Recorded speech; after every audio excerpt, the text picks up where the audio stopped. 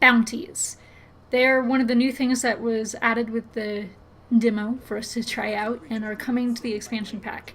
From what I can tell, there's also an armor set that's going to be associated with them, and it's a pretty cool armor set. So, one of the best times I had this last weekend with the demo weekend was actually running around in a Zerg, hitting every single bounty that we could. I think I did all of them at least 1 to 2 times, maybe more, because I spent a good, I think, hour to 2 hours just running with these guys, and it was a blast. We hit all of them. I managed to get every single one of the buffs seen, at the very least. And basically speaking, each bounty has a little tiny buff underneath them where you would normally see, say, the boons that they would have. And they would change.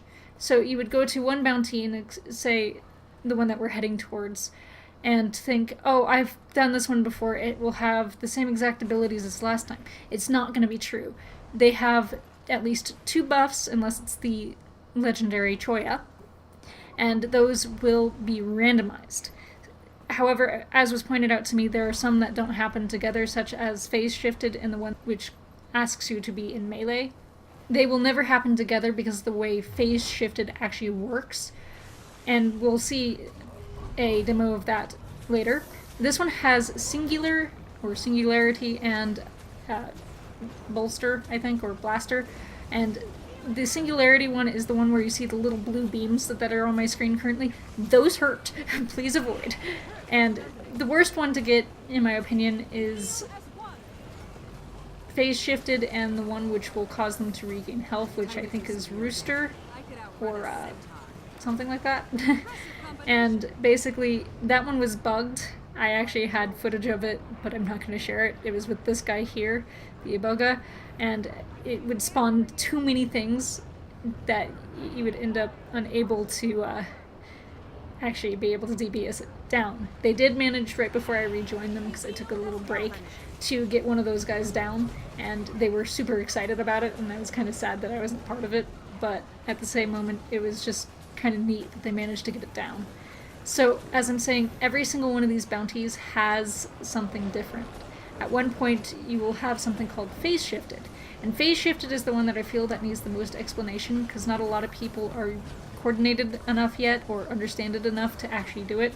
Our commander, and even myself at points when the commander forgot or couldn't do it or had DC'd, I would call out ranged melee. What happens during phase shifted is you will have this blue circle spawn around your foe, and depending on where it's at, you need to either melee or range it, because otherwise you're not going to be dealing any damage. And rangers who have their pets out need to pay attention to what their pet is doing, because your pet won't be dealing any damage, because, as an example, both the pets I was running with most of the time were melee pets. So you needed to have and pay attention to what your pet was doing, or your pet would be dealing no damage at all, and it would be a waste of a little bit of your DPS. Before we get Soul Beast, I would actually advise, as a ranger, run with one ranged pet and one melee pet until you have Soul Beast unlocked if you're planning on doing the bounties, because phase shifted. That way you're not losing your own DPS during that phase and hurting your party. Basically, with phase shifted, you want to follow the arrows. The arrows will at one point in towards the boss, that's the melee, and the blue ring will be around it, and then they will point outwards away from the boss, and that's when you want to range. It's basically the thing that you would want to try and avoid in any other map when it's orange. But this time you want to actually be standing in it when it's blue. You'll gain a buff which allows you to damage the boss that you're fighting. Each of the bosses have the buffs, as I've said, and all of them do something different. I would just advise learning these buffs. As I said, phase shifted is one of the most difficult ones to understand and learn. You have the roosted, you have the singularity one, you have, I think there was a tail sweep one that I saw in the man-eater once. You also end up one that ends up chilling and freezing you, and others that cause little tiny explosions to happen, not the actual bombs. I kept getting it on the guys who dropped the bombs, but it's actually just little tiny explosions that will happen, and you can end up being downed by those. And you have ones where you end up just having to melee, which hurts currently for rangers because all we have is ranged weapons. So, yeah, ones that you end up having to really pay attention to what you're doing.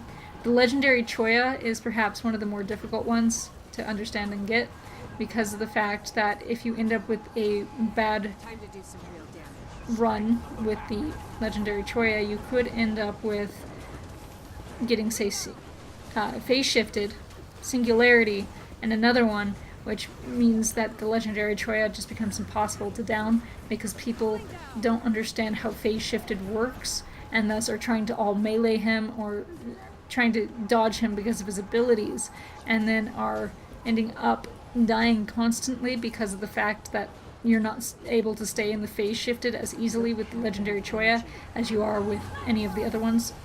Both the times I did the legendary Choya before I joined this Zerg, we had the phase shifted. And I thought the phase shifted back then, because I wasn't reading the buff, was actually directing how he was going and attacking. So, yeah, that was me being newish at it, and was like, oh my god. And then I learned that no, he's attacking the one with the highest DPS. And so just be aware of what the buff is on the guy and understand how it works. If you end up with a good commander like I did, they link out what ones are on it and you can read it a little bit more easily, and that way you learn and understand how each of the fights works. Also, each of the bosses have their own abilities. Take the legendary Choya as an example. The legendary Choya has an ability where it'll start thumping its chest. You'll deal a little bit less damage to the Choya at that point, and it will be another point rolling around randomly across the, well, not randomly, it targets whoever has the highest DPS across the little island. And at that point, you want to avoid the rolling. There's a sand shark that has all the sand shark abilities, so it'll be going in and out of the sand, and you want to watch for it coming up because it can one-shot you with its bite. The Iboga has its own personal abilities. I actually didn't really pay attention to that one's abilities because both times I fought it, I was trying to pay attention to either the Singularity or the Rooster. And then you have the minion of Balthazar. He is a nightmare, no matter what abilities he has. Because of the fact his base abilities means no matter what, even if you are ranging him, you end up with having to try and avoid his attack as he's pulsing out fire around him, and then he'll have another attack that follows that one up where he'll start throwing out fire randomly in little hailstorms that you have to be very careful with your footing. With the two buffs added on top of that, he's a little bit more difficult. So as I said, each of them have their own different ability, and each of them are a little bit more difficult depending on which one you get.